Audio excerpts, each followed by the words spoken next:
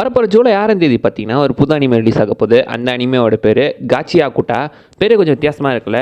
இந்த பேருக்கான அர்த்தம் என்னடா அப்படின்னு கேட்டிங்கன்னா, காச்சின்ற வார்த்தைக்கு அர்த்தம் அதுக்கு பார்த்தீங்கன்னா லெஜிட் அப்படின்னு சொல்லுவாங்க. லெஜிட்னா ஐ மீன் யூஸ்ஃபுல்லான ஒரு பொருள், பயன்படக்கூடிய ஒரு பொருளை தான் பார்த்தீங்கன்னா லெஜிட் அப்படின்னு சொல்லுவாங்க. அதுதான் காச்சிக்கு அர்த்தம். அக்குட்டானா குப்பை அப்படின்னு அர்த்தம். ஸோ பயன்படக்கூடிய ஒரு குப்பை. ஸோ பார்த்தீங்கன்னா இது என்னடா டைட்டில் வித்தியாசமாக இருக்குது அப்படின்னு கேட்டிங்கன்னா, இந்த டைட்டில் தான் இந்த மொத்த அனிமையோட கான்செப்ட்டு. ரீசனாக பார்த்தீங்கன்னா பார்த்ததுல ஒன் ஆஃப் தி வித்தியாசமான அனிமேக்கிற கான்செப்ட்னு சொல்லலாங்க. பட் ஆக்சுவலி பார்த்தீங்கன்னா இது February 2002 இந்த அனிமே ஸ்டார்ட் ஆகிட்டு, ஐ மீன் பார்த்தீங்கன்னா மாங்கா ஸ்டார்ட் ஆகிட்டு இருக்கு. அப்பயே பார்த்தீங்கன்னா ரிலீஸ் பண்ணிட்டாங்க. அந்த மாங்காவோட ஆத்தரோட பேர் கெய் புராவா. கிட்டத்தட்ட 3 வருஷத்துக்கு முன்னாடியே இதை பற்றி கேள்விப்பட்டேன். பட் அப்போ நான் பார்த்தீங்கன்னா பெருசாக கண்டுக்கல. ஆனால் இதுக்கு ஒரு அனிமே அடாப்டேஷன் வரப்போகுது அப்படின்னு தெரிஞ்சதுக்கப்புறம் இதோட மாங்காவை கொஞ்சம் படிக்க ஆரம்பித்தேன். அப்படியே ஸ்டாப் பண்ணிட்டேன். அனிமே வந்து இதை பார்த்துக்கலாம் அப்படின்னு சொல்லி. ஸோ கொஞ்சம் மாங்காஸோட இருக்குது. இப்போ பார்த்தீங்கன்னா கரெக்டாக 140 சாப்டர்ஸ் இருந்துகிட்டு இருக்கான். 140யோட பார்ட் 2 வரைக்கும் இப்போ லாஸ்ட்டாக ரிலீஸ் ஆகிட்டு இருக்கு. அண்ட் இப்போ பார்த்தீங்கன்னா கரெக்டாக அதை போன்ஸ் ஃபிலிம் அப்படின்ற ஸ்டுடியோ தான் பார்த்தேன் இப்போ இதை அனிமே அடாப்ட் பண்ணிட்டு இருக்காங்க. இவங்க அதுக்கு முன்னாடி பார்த்தீங்கன்னா மை ஹீரோ அகாடமி விஜிலண்டிஸ் இந்த மாதிரி தான் பார்த்தீங்கன்னா அனிமே அடாப்ட் பண்ணுது. அதை தான் பார்த்தீங்கன்னா இதுக்கும் பண்ணிட்டு இருக்காங்க. ஸோ உண்மையிலே இந்த அனிமையோட கான்செப்ட் ரொம்ப வித்தியாசமாக இருக்குங்க. வழக்கமாக ஒரு அனிமேலாம் பார்த்தீங்கன்னா அதோட பவர் சிஸ்டம் தான் ரொம்பவே முக்கியம். அந்த வகையில் இந்த அனிமையோட பவர் சிஸ்டமே பார்த்தீங்கன்னா உண்மையிலே இது வித்தியாசமாக இருக்குது அப்படின்னு தான் சொல்லணும். வழக்கமாக நம்ம பார்க்கவே கிடையாது. ரொம்ப இது டிஃப்ரெண்ட்டாக தான் பண்ணியிருந்திருக்காங்க. இந்த அனிமையோட ட்ரெய்லர் கூட ரீசெண்டாக ரிலீஸ் ஆயிருந்துச்சு. நிறைய பேர் பார்த்துருந்துருக்கலாம். பட் கொஞ்சம் நாள் ஆச்சு, 2-3 வாரம் ஆச்சு. பட் பார்த்தீங்கன்னா இப்போ தான் ரீசெண்டாக தமிழில் ரிலீஸ் பண்ணியிருந்திருக்காங்க. ஸோ இந்த அனிமே தமிழ்லையுமே வருது. ஸோ அந்த வாய்ஸ் ஆக்டர்ஸ் கூட பார்த்தேன். ஆஸ் யூஷுவல் தாங்க. இந்த ஜூட்ஸு கீசன் டேண்டெல்லாம் பார்த்துருந்துருப்பீங்களா? அதில் என்ன வாய்ஸ் ஆக்டர் யார் கொடுத்தாங்களோ அதே வாய்ஸ் ஆக்டர்ஸ் தான் அப்படி இதுலேயும் நிறைய பேர் வந்திருக்காங்க. ஏன் ஒரே வாய்ஸ் ஆக்டர்ஸை மாற்றி மாற்றி கொடுக்க வைக்கிறாங்கன்னு தெரியல. இவங்களாம் வேறு வாய்ஸ் ஆக்டர் ஹையர் பண்ணவே முடியாதா? ஒரே வாய்ஸ் ஆக்டர்ஸே திரும்ப கூட்டு கொடுக்க வச்சுக்கிட்டு இருக்காங்க. வேற யாராவது புதுசாக ஹையர் பண்ணுங்கப்பா. இங்கே எத்தனை வாய்ஸ் ஆக்டர் இருக்காங்க, யாரையாவது புதுசாக கூட்டு கொடுக்க வைக்கலாம்ல. என்னவாங்க இப்போ இந்த அனிமையை பற்றி நம்ம கொஞ்சம் லைட்டாக பார்க்கலாம். ஸோ உங்களுக்கு நிறைய விஷயத்த சொன்னோன்னா ஸ்பாய்லர் ஆகிடும். ஸோ அதனால் இந்த ஸ்டோரியை பற்றி நம்ம கொஞ்சம் ஷார்ட் அண்ட் ஸ்வீட்டாக என்னன்னு மட்டும் பார்ப்போம். கதையை பற்றி பார்த்துக்கு முன்னாடி இந்த வேர்ல்டு பில்டிங்கை பற்றி நம்ம கொஞ்சம் பார்த்துடலாம். ஸோ இந்த வேர்ல்டு நீங்கள் எடுத்துக்கிட்டிங்கன்னா ஸ்பியர் அப்படின்னு சொல்லப்படுற ஒரு இடம் இருக்குது. இது கிட்டத்தட்ட வானத்தில் இருந்துட்டு இருக்கிற உலகம் மாதிரி தான். அந்த ஸ்பியரில் பார்த்தீங்கன்னா 2 இடம் இருக்குது. ஒன்று பணக்காரங்க இருக்கிற இடம், இன்னொன்று ஏழைங்க இருக்கிற இடம். அது பார்த்தீங்கன்னா ரெண்டுத்தையுமே ஒரு செவுறு வச்சு 2ஆக பிரிச்சுருந்துருக்காங்க. இந்த ஏழைங்க வாழ்கிற அந்த இடத்துக்கு பேர் பார்த்தீங்கன்னா அங்கே ஆளுங்களோட பேர் ட்ரைப்ஸ்மேன் அப்படின்னு மென்ஷன் பண்ணுவாங்க. அங்கே இந்த இடத்தோட பேர் ஸ்லம் அப்படின்னு சொல்லுவாங்க. ஸோ அந்த ஸ்லம்ல ஏகப்பட்ட மனுஷங்க வாழ்ந்துட்டு இருக்காங்க. இந்த பக்கம் பார்த்தீங்கன்னா ஒரு சைடு ஃபுல்லாகவே பணக்காரங்க வாழ்ந்துட்டு இருக்காங்க. இந்த ட்ரைப்ஸ்மேன் யாராவது அந்த பக்கம் போனாங்கன்னா அவங்கள ரொம்பவே பார்த்தீங்கன்னா எல்லாருமே இலக்காரமாக தான் பார்த்துட்டு இருப்பாங்க. இந்த உலகத்துக்கு கீழே பார்த்தீங்கன்னா தரையில் ஏகப்பட்ட குப்பைங்க தான் இருந்துட்டு இருக்கு. ஸோ இந்த மேலே இருக்கிற குப்பைகள் எல்லாத்தையுமே பார்த்தீங்கன்னா அவங்க கீழே தான் கொட்டிக்கிட்டு இருக்காங்க. தான் பார்த்தீங்கன்னா இந்த உலகமே இருந்துட்டு இருக்கு. ஸோ கீழே ஃபுல்லாகவே இருக்கிறது பார்த்தீங்கன்னா இந்த லேண்ட் ஆஃப் கார்பேஜ் தான். ஃபுல்லாகவே குப்பைங்க தான். மேலே தான் இந்த உலகம் வந்துட்டு இருக்கு. ஸோ இந்த உலகத்தில் யாராவது ஒருத்தங்க தப்பு பண்ணாங்கன்னா அவங்க தூக்கி கீழே அந்த குப்பைங்க இருக்கிற இடத்துக்கு போட்டுருவாங்க. அந்த குப்பைங்க இருக்கிற இடத்தோட பேர் தான் பிட் அப்படின்னு சொல்லுவாங்க. இந்த உலகத்தில் வாழ்கிற நம்ம ஹீரோட பேர் தான் ரூடோ. ரூடோ பார்த்தீங்கன்னா ஆக்சுவலி இந்த ஸ்லம்ல இருக்கிற ஒரு ஆள் தான். அவனுக்கு பார்த்தீங்கன்னா ரெக்டோ அப்படின்னு சொல்லி ஒருத்தர் இருக்காரு. அவர் ஆக்சுவலி பார்த்தீங்கன்னா இவருக்கு வளர்ப்பா பண்ணுற மாதிரி தான் காட்டியிருந்திருக்காங்க. ஸோ அவங்க 2 பேருமே ஒன்றா வாழ்ந்துட்டு இருக்காங்க. அந்த சமயத்துலாம் பார்த்தீங்கன்னா நம்ம ரூடோ வந்து இந்த குப்பைங்களோட பார்த்தீங்கன்னா கிட்டத்தட்ட வந்து ஒரு பொக்கிஷா மாதிரி பார்க்குற ஒரு ஆள் தான். ஏன்னா ஒருத்தரோட குப்பை இன்னொருத்தருக்கு பொக்கிஷான்னு சொல்லுவாங்களே, அந்த மாதிரி குப்பைங்களோட பார்த்தீங்கன்னா யூஸ்ஃபுல்லான ஆப்ஜெக்ட்ஸ் எடுக்கக்கூடியவன் தான் ரெக்டோ. சமயத்தான் பார்த்தீங்கன்னா அவர் வளர்த்துட்டு இருந்த அப்பாவான ரெக்டோவை யாரோ ரூடோவோட அப்பா ரெக்டோவை யாரோ ஒருத்தங்க கொன்னுடுறாங்க. ஸோ அதை கொன்னவங்கள பார்த்தீங்கன்னா அவன் வீட்டுக்கு போகும்போது பார்த்தா தான் தெரியுது ரெக்டோவை ஆல்ரெடி பார்த்தீங்கன்னா யாரோ ஒருத்தங்க கொன்னு இருக்காங்க.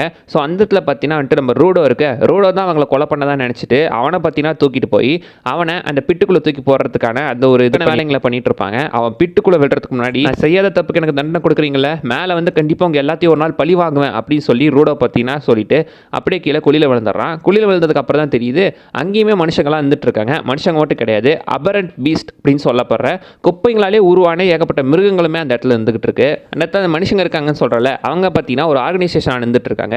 அந்த ஆர்கனைசேஷனோட பேர் தான் கிளீனர்ஸ். அந்த கிளீனர்ஸ் ஆர்கனைசேஷனில் இருக்கிறவங்கள தான். கிளீனர்ஸ் ஆர்கனைசேஷனில் பார்த்தீங்கன்னா ஆக்சுவலி வந்துட்டு பவர்ஃபுல்லான ஆட்கள் இருக்காங்க. அவங்களுக்கு என்னடா பவர் அப்படின்னு கேட்டிங்கன்னா இங்கே தான் இந்த யூனிவர்ஸோட பவர் சிஸ்டமே வித்தியாசப்படுது. அந்த பவர்ஸ் கொடுக்குறவங்களோட பேர் தான் கிவர்ஸ். ஸோ கிவர்ஸ்ன்றவங்க பார்த்தீங்கன்னா வந்துட்டு ஒரு பொருள் எடுக்கிறாங்க அப்படின்னா உயிரில்லாத பொருளுக்கு கூட அவங்களால உயிர் கொடுக்க முடியும். இந்த ஜாக்கி சான்ல வர எலிமந்தர்கா இல்லை மாரியா ப்ரோ அப்படின்னு நீங்கள் கேட்டிங்கன்னா கிட்டத்தட்ட அந்த மாதிரி தான் இந்த கிவர்ஸ்க்கு இருக்கிற பவரால் ஒரு உயிரில்லாத ஆப்ஜெக்ட்டுக்கு கூட அவங்களால உயிர் கொடுக்க முடியும். பட் அந்த ஆப்ஜெக்டை அவங்க ரொம்ப நாள் பயன்படுத்தி இருந்திருக்கணும். அவங்க கூடயே இருக்கக்கூடிய ஒரு பொருளாக இருக்கணும். ரெக்டோ கூட ஒரு கட்டத்தை சொல்லியிருந்திருப்பாரு, நம்மக்கிட்ட எந்த பொருள் ரொம்ப நாளாக இருக்கும் அதுக்குள்ளேயுமே ஒரு சோல், ஒரு ஆன்மா ஒன்று இருந்துகிட்டு இருக்கு, அது நம்ம கூட கனெக்ட் ஆகிருக்கும் அப்படின்னு அவர் மென்ஷன் பண்ணுவார்.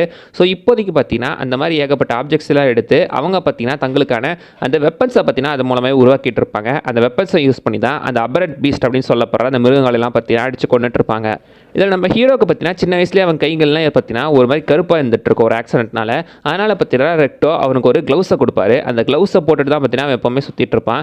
இப்போ அவன் அந்த பவரை யூஸ் பண்ணுறதுனால அந்த க்ளவுஸ் தான் பார்த்தீங்கன்னா அவனோட அந்த பவர் ஆப்ஜெக்ட். ஸோ இவங்க பார்த்தீங்கன்னா ஒரு ஆப்ஜெக்ட் வச்சிருப்பாங்களா பவருக்காக. அந்த ஆப்ஜெக்டோட பேர் தான் பார்த்தீங்கன்னா வைட்டல் இன்ஸ்ட்ருமெண்ட் அப்படின்னு சொல்லுவாங்க. அதை நம்ம ஜிங்கின்னு ஷார்ட்டாக வச்சுக்கலாம். அதுதான் ஜின்கி அப்படின்னு சொல்லுவாங்க. ஸோ நம்ம ஹீரோவோட ஜின்கி தான் அவன் கையில் போட்டிருக்கிற க்ளவுஸ். ஸோ அதனாலே பார்த்தீங்கன்னா அவன் எந்த பொருளை தொட்டாலும் அதை பார்த்தீங்கன்னா அவனால் அது ஒரு வைட்டல் இன்ஸ்ட்ருமெண்ட்டாக மாற்ற முடியும். ஸோ எந்தெந்த பொருளாக தொடுறானோ அதெல்லாம் ஒரு ஜிங்கி அவனால் மாற்ற முடியும். அந்த க்ளவுஸ் மூலமாக அந்த பவர் அவனுக்கு ஹீரோக்கு கிடச்சிட்டு இருக்கு. இப்போ ஹீரோ போய் அந்த கீழே இருக்கிற பிட்டில் விழுந்துடுறான்ல. ஸோ பிட்டில் விழுந்ததுக்கப்புறம் அவனை இன்ஜின் அப்படின்னு சொல்ல ஒருத்தர் பார்த்தீங்கன்னா கண்டுபிடிச்சி கூட்டிகிட்டு போய் அந்த கிளீனர் ஆர்கனைசேஷனில் சேர்த்துறாரு. இவனுக்கும் பவர் இருக்குது, நம்ம யூஸ் பண்ணிக்கலாம் அப்படின்னு சொல்லி. ஸோ ஹீரோ அங்கே போனானா அதுக்கப்புறம் என்ன ஆச்சு, மேலே இருக்கிறவங்களெல்லாம் அவன் பழி வாங்கினானா இல்லையா அப்படின்றது தான் பார்த்தீங்கன்னா மீதி கதை. ஸோ நான் பார்த்தீங்கன்னா கொஞ்சத்தை மட்டும் படிச்சுட்டு மீதி நம்ம அனிமேலே பார்த்துக்கலாம், நான் கொஞ்சம் இன்ட்ரெஸ்டிங்காக இருக்குது அப்படின்றதுக்காக அனிமே பார்க்கலான்னு வெயிட் பண்ணேன். ஸோ இப்போ இந்த ட்ரெய்லரை பற்றி நம்ம பார்த்தோன்னா உண்மையிலே அனிமேஷன் நல்லா தாங்க இருக்குது, குவாலிட்டியாக இருந்துகிட்டு இருக்கு. ஸோ எல்லா அனிமேஷன் நல்லா இருந்துட்டு இருக்கு, வாய்ஸ் ஆக்டிங்ஸும் ஓகே. ஆனால் பார்த்தீங்கன்னா அந்த மான்ஸ்டர்ஸ்லாம் இருக்குல்ல, லைக் அந்த அபரண்ட் பீஸ்ட் எல்லாமே, அந்த பீஸ்டெல்லாம் பார்த்தீங்கன்னா வந்துட்டு அவங்க சிஜியில் பண்ணியிருந்திருக்காங்க. அதை மட்டும் ஏன் சிஜியில் பண்ணாங்கன்னு தெரியல. நீங்களே பாருங்கள், அது சிஜி மாதிரி தானே தெரியுது. ஸோ பார்க்குறதுக்கு சிஜி மாதிரி தான் இருக்குது. இதை மட்டும் ஏன் சிஜி பண்ணாங்கன்னு தெரில. இதையுமே அனிமேஷனில் கொடுத்துருக்கலாம், இதை மட்டும் இதுக்கு தனியாக சிஜி பண்ண வச்சாங்கன்ற மாதிரி டவுட்டாக தான் இருக்குது. பட் பார்த்தீங்கன்னா அதை மட்டும் சிஜி பண்ணியிருக்காங்க. அது ஒரு வகையில் பார்க்குறதுக்கு நல்லாவே இருந்துச்சு. அண்ட் மாங்கால இல்லாத ஒரு விஷயங்களுமே பார்த்தீங்கன்னா இந்த அனிமேல் ஆட் பண்ணியிருக்காங்க. லைட்டுக்கு ஒரு அந்த சீனில் பார்த்தீங்கன்னா ரெக்டோ ஒருத்தன் கொல்லுவாள், அவன் ஆந்தி வேலை ஓடி போகும்போது தான் நம்ம ரூடோ பாப்பாப்பில்.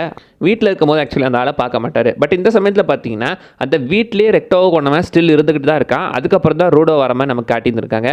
ஸோ இதெல்லாம் பார்த்தீங்கன்னா வந்துட்டு அனிமே ஒன்லி சீன் ஆக்கிறதுக்கான வாய்ப்புகள் இருக்குது. அண்ட் அது அபரண்ட் பீஸ் கூட சண்டை போகிற சீன்லாம் நீங்கள் எடுத்துட்டிங்கன்னா அது மாங்கால கிடையாது, அனிமேல தான் வந்துட்டுருக்கு. ஸோ பாசிபிளி பார்த்தீங்கன்னா வந்துட்டு அனிமேல மட்டும் சில சீன்ஸ்லாம் ஆட் பண்ணியிருந்திருக்காங்க, அது நமக்கு நல்லாவே தெரியுது. பார்த்தீங்கன்னா கண்டிப்பாக இந்த அனிமே உண்மையிலே ரொம்ப இன்ட்ரெஸ்டிங்காக இருக்கும் அப்படின்னு நான் நம்புறேன். பார்க்குறதுக்கே ரொம்ப சூப்பராக இருக்குங்க, வித்தியாசமாக இருக்குது இந்த கான்செப்ட் கேட்குறதுக்கு. ஸோ எப்படிலாம் பவர் சிஸ்டம் வச்சுருக்காங்க பாருங்களேன். எனக்கும் இந்த மாதிரிலாம் பண்ணணும்னு ஆசை இருக்குது, ஒரு பவர் சிஸ்டம் கிரியேட் பண்ணி நாமளும் ஒரு அனிமே மாங்கா சாப்டர்லாம் கிரியேட் பண்ணோன்ட்டு. விடுங்க, அதை பற்றி இது பேசிட்டு பார்த்தீங்கன்னா இப்போ இந்த அனிமேவை பற்றி பார்ப்போம். மறக்காம லைக் அண்ட் சப்ஸ்கிரைப்லாம் பண்ணி வச்சிருக்கேன். இந்த அனிமேவோட பிரேக் டவுன் நம்ம உங்களுக்கு வேணும் அப்படின்னு சொன்னால் மறக்காம லைக் அண்ட் சப்ஸ்கிரைப் பண்ணி வச்சிருங்க. கமெண்ட்டில் கேளுங்க, கூடிய சீக்கிரம் இதுக்கு நம்ம ஒரு பிரேக் டவுனாக போட்டுடலாம். அவள் தாங்க இந்த வீடியோலாம் சொல்ல வந்து அதே விஷயம் மிஸ் பண்ணால் நீங்கள் கீழே கமெண்ட் பண்ணுங்க பார்க்கலாம். அண்ட் அடுத்த வீடியோவில் பார்க்குற வரைக்கும் பை பாய்.